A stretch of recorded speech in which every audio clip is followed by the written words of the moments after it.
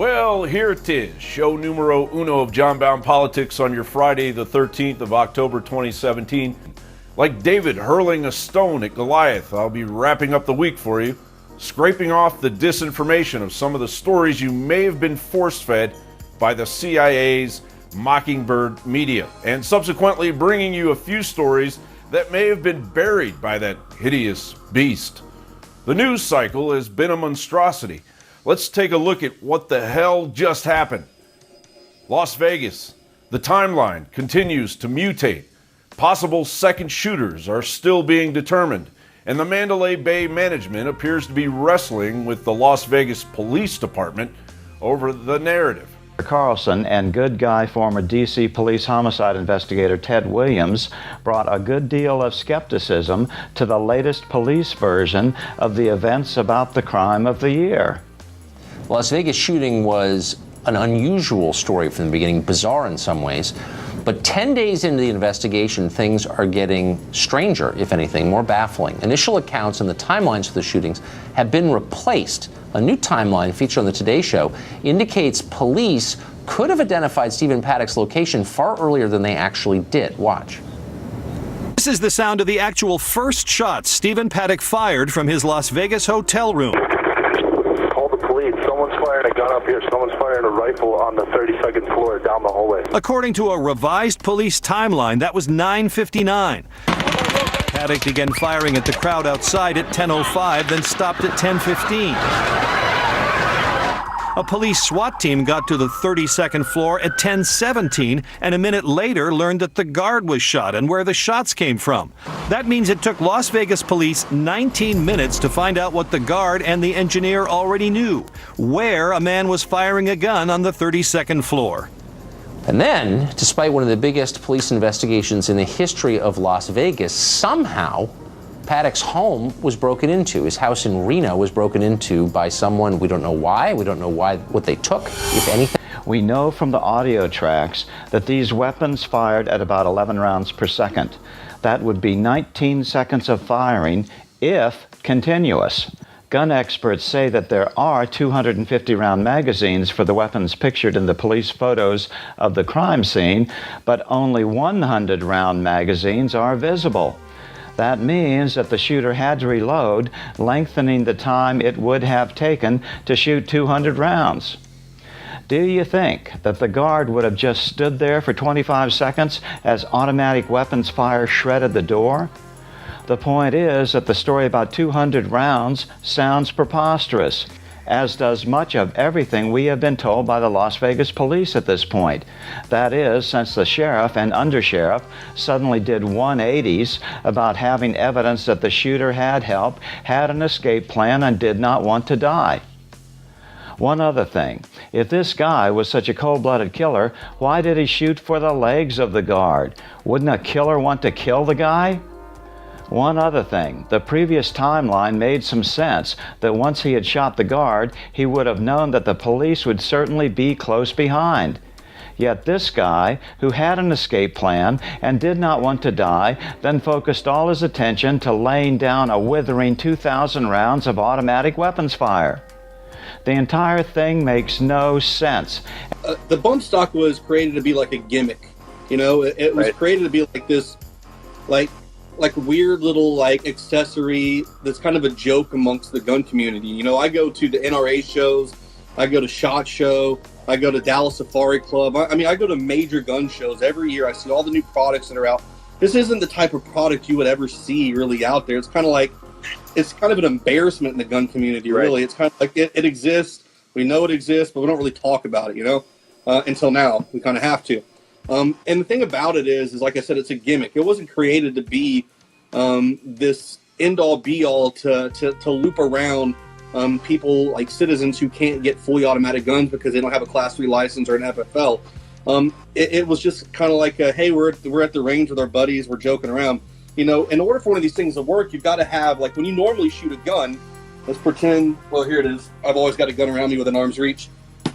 This stock, when you're shooting, is going to be right up against your shoulder when you're typically shooting. It's going to be sturdy and stable. It's not moving. But in order for a bump stock to work, you've got to have some space right here. See this? From your shoulder and the upward slide, the slide up here at the top is actually going to be doing this. So it's this apparatus that's created through here that brings the top of the gun back and forth like this, so it moves off your finger. The thing is, though, there's no way to really constantly get a consistent cycle of fire that would mimic that of a 240 Bravo or a 249 SAW. Because a 240 Bravo or a 249 SAW is going to be a belt-fed gun, either a 5.56 or 7.62. It's going to be a SAW at 650 rounds per minute. That's a steady stream of bullets flying, whereas a bump stock, you're going to have this like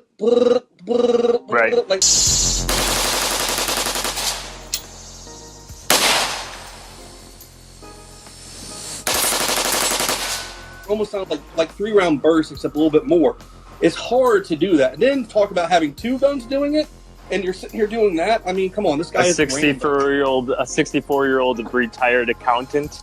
Right, exactly. Yeah. Imagine my shock. Lays in bed. Yeah, this is the guy who they say lays in bed screaming from mental pains and stuff. That's what his girlfriend said. So this isn't the kind of guy that's going to be able to have the composure and the ability to sit there and do that. Now, you know, there's all kinds of other things too. I mean, pick up a book like this, Long Range Shooting. The stuff that this guy was using, the note that was found was actually it was like a dope sheet. A dope sheet's where you write your windage, the velocity, the range, the type of grain the bullet is, when it's going to drop, where you need to aim to adjust for all this and that. You know, for this guy to not be a gun guy like his brother says, it's pretty far out there. You know, there's just a lot of weird inconsistencies with this entire story. The alleged shooter, Steve Paddock, was a multimillionaire who had not worked since the 1980s, yet he lived an elegant lifestyle. He was a licensed and experienced pilot who owned 2 airplanes. Rumors abound that he was an arms smuggler and human trafficker with these planes.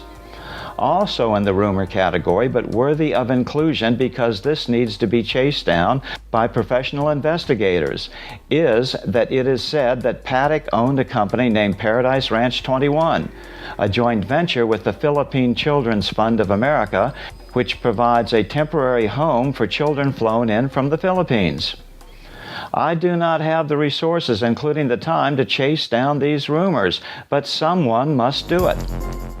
Lastly, we have heard exactly nothing from any member of Congress calling for a congressional investigation into this, the largest mass murder in U.S. history, and specifically of followers of the current President Donald Trump. Columbus Day was marred by Antifa and other anti-American treasonous scum. Yet Mozilla is the latest corporate instigator to award Antifa $100,000 to secure an email platform for the group so that they can communicate undetected to foment more violence, anarchy, and treason.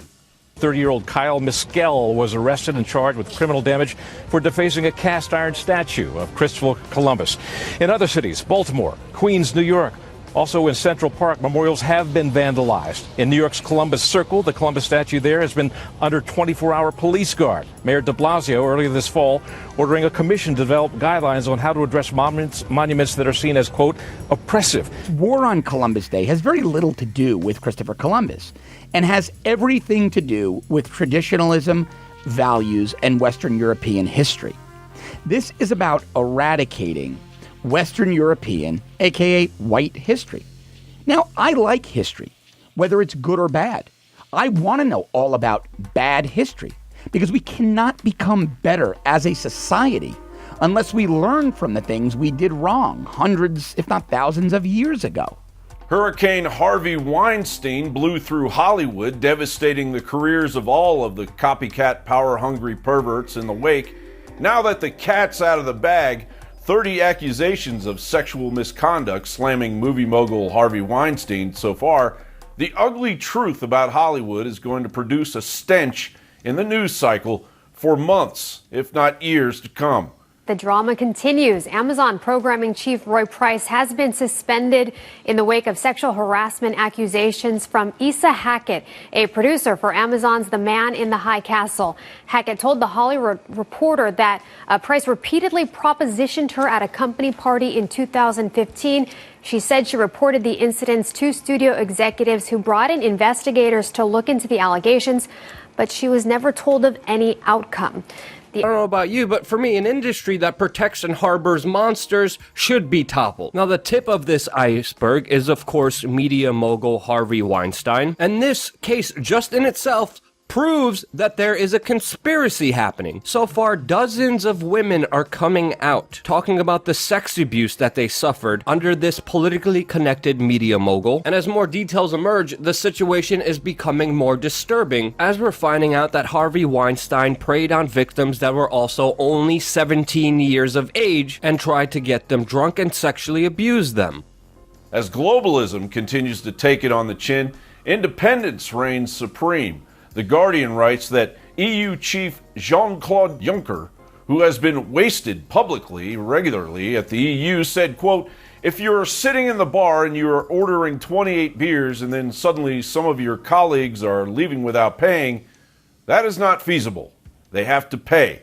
They have to pay." End quote. Regarding the Brexit secretary, David Davis, insisted on Thursday at the end of the fifth round of negotiations that the UK would only spell out what aspects of the past commitments it was willing to meet once talks were opened on the future trading relationship. As a consequence, the EU's chief negotiator, Michel Barnier, claimed the talks were in a very disturbing state of deadlock. The Iranian Kurds are backing the Iraqi Kurd independence vote. The PDKI claims it has thousands of fighters based in the mountains that border Iran. As well as military training, the recruits are taught what the party says are non-sectarian politics and state building, and it fully supports the referendum that was held in the Kurdish region of northern Iraq on future secession. I, as a Kurdish woman who lived as a member of Iranian society, feel the oppression of the Iranian regime against us as Kurds in Iran. As a woman and as a Kurd, I have been oppressed twice by the Iranian regime. That's why I've joined this party. I believe that through this party, I will reach my goals.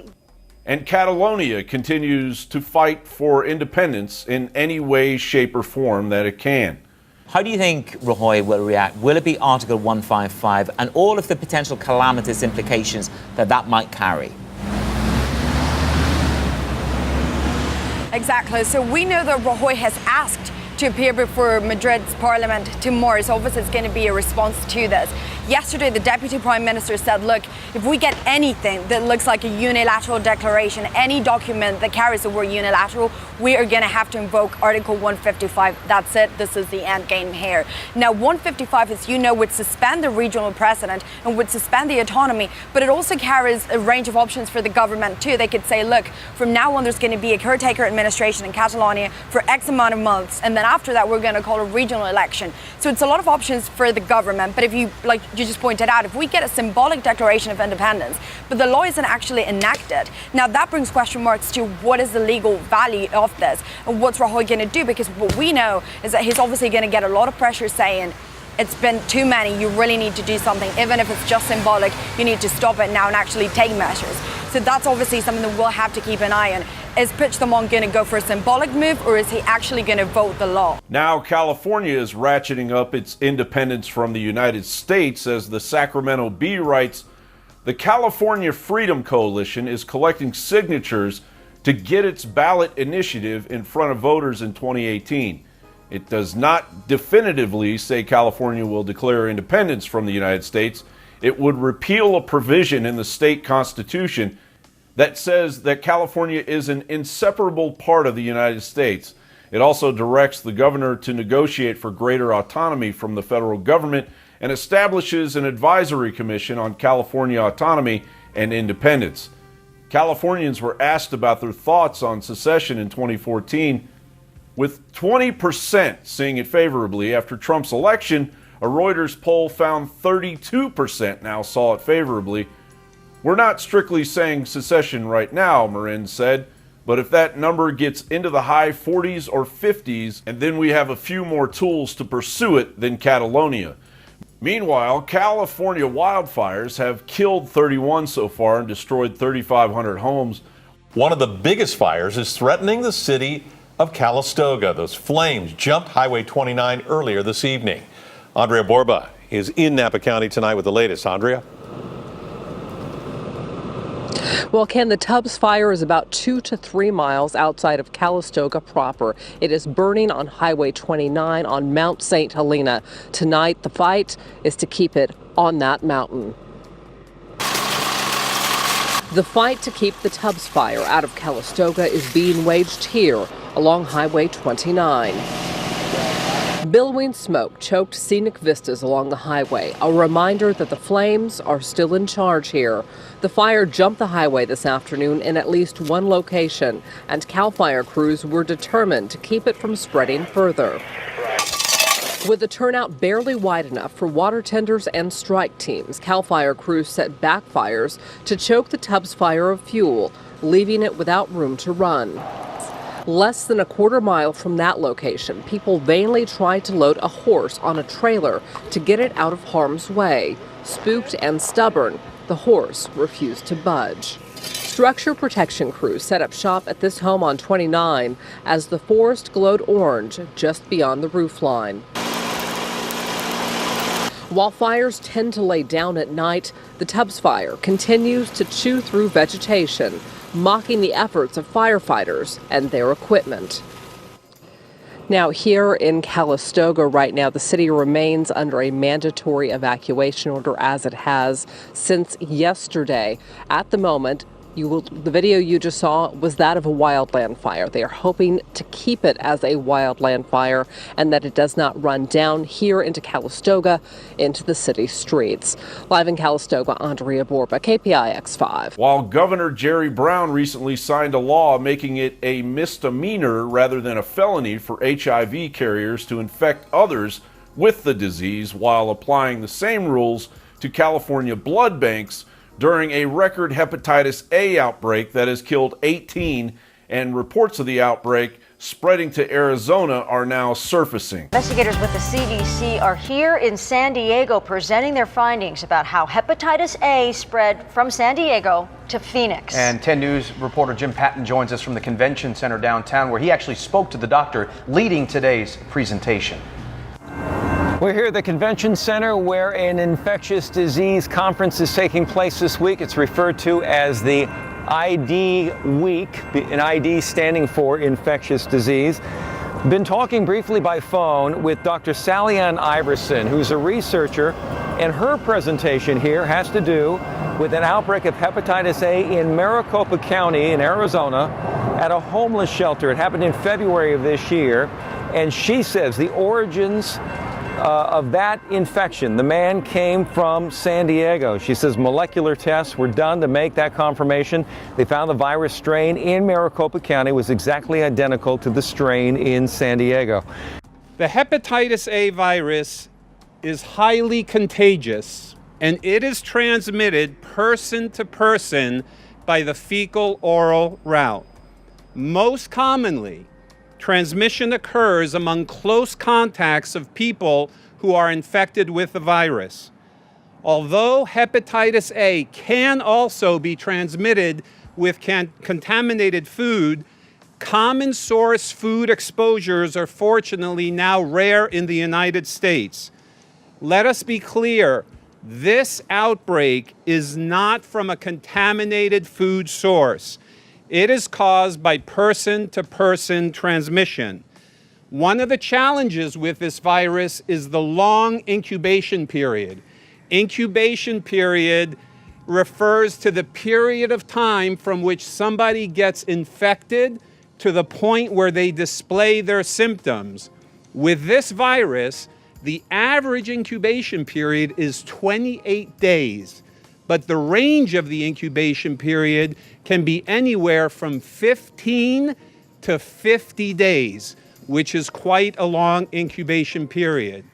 Another complicating factor, medically speaking, is that individuals can be infected and can be transmitting the virus for up to 2 weeks prior to them having any symptoms.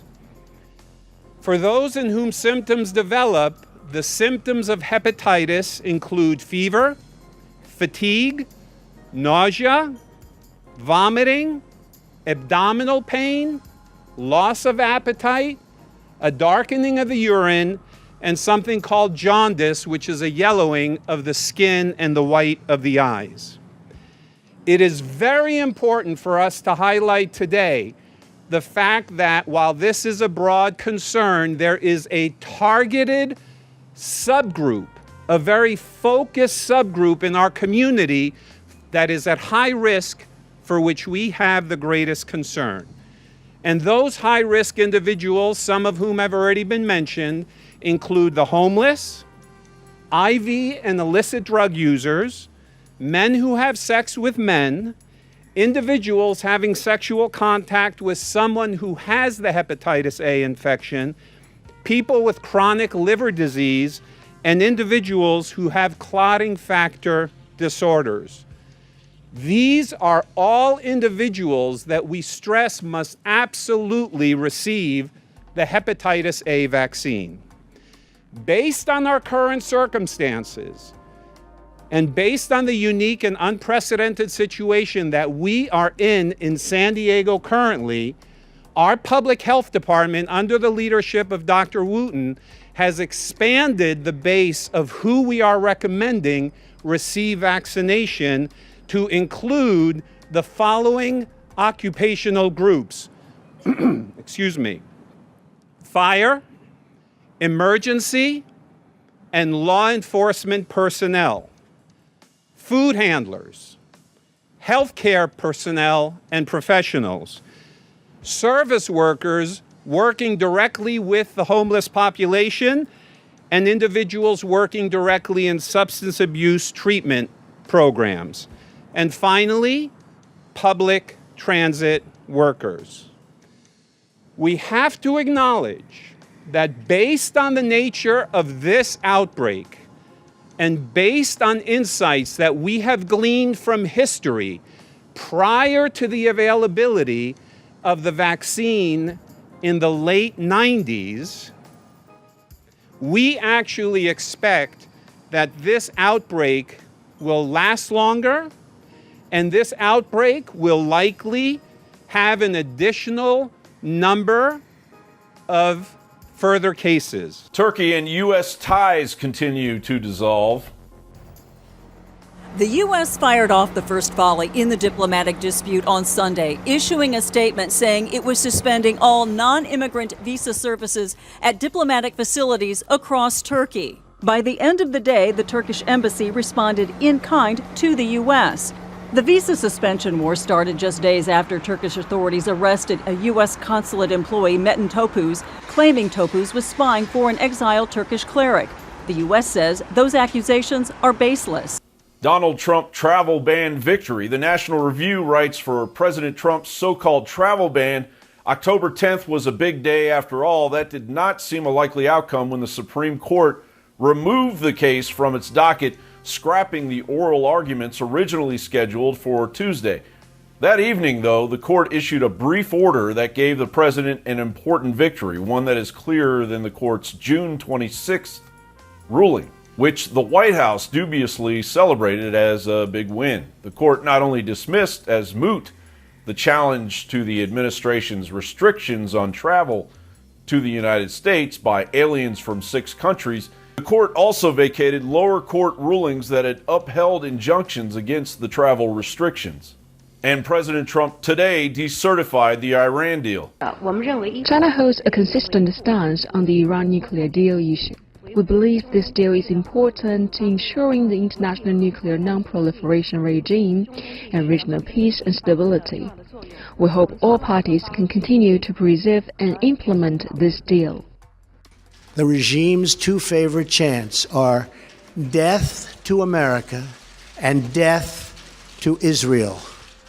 Realizing the gravity of the situation, the United States and the United Nations Security Council sought over many years to stop Iran's pursuit of nuclear weapons with a wide array of strong economic sanctions.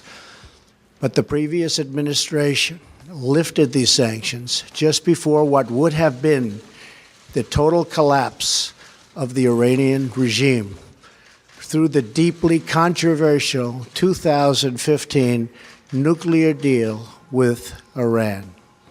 This deal is known as the Joint Comprehensive Plan of Action, or JCPOA. As I have said many times, the Iran deal was one of the worst and most one-sided transactions the United States has ever entered into. The same mindset that produced this deal is responsible for years of terrible trade deals that have sacrificed so many millions of jobs in our country to the benefit of other countries. We need negotiators who will much more strongly represent America's interests. The nuclear deal threw Iran's dictatorship a political and economic lifeline, providing urgently needed relief from the intense domestic pressure the sanctions had created. It also gave the regime an immediate financial boost, and over $100 billion its government could use to fund terrorism. The regime also received a massive cash settlement of $1.7 billion from the United States, a large portion of which was physically loaded onto an airplane and flown into Iran. Just imagine the sight of those huge piles of money being hauled off by the Iranians waiting at the airport for the cash. I wonder where all that money went.